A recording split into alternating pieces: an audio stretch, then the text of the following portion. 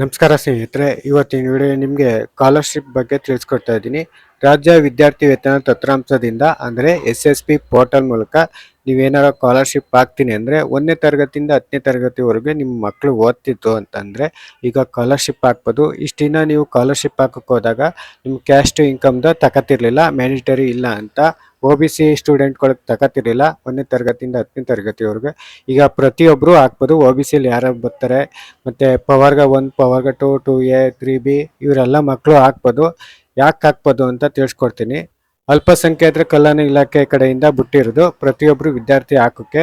ಅರ್ಜಿ ಸಲ್ಲಿಸೋ ಕೊನೆ ದಿನಾಂಕನೂ ಕೊಟ್ಟರೆ 28/2/2025 ಅಂದರೆ ಇದೇ ತಿಂಗಳು 28ನೇ ತಾರೀಕು ಲಾಸ್ಟ್ ಡೇಟ್ ಇರುತ್ತೆ.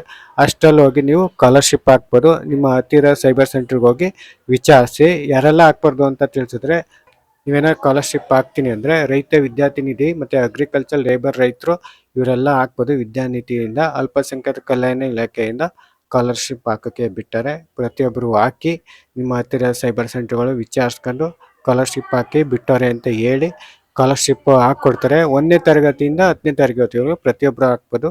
ನಿಮಗೆ 1ರಿಂದ 2,000 ನಿಮಗೆ ಸ್ಕಾಲರ್ಶಿಪ್ ಸಿಗ್ತದೆ. ಈ ಸ್ಕಾಲರ್ಶಿಪ್ ಹಾಕಿ ಪ್ರತಿಯೊಬ್ಬರು. ಈ ಮಾಹಿತಿ ಇಷ್ಟ ಆಯಿತು ಅಂದರೆ ಲೈಕ್ ಮಾಡಿ, ಕಮೆಂಟ್ ಮಾಡಿ, ಶೇರ್ ಮಾಡಿ.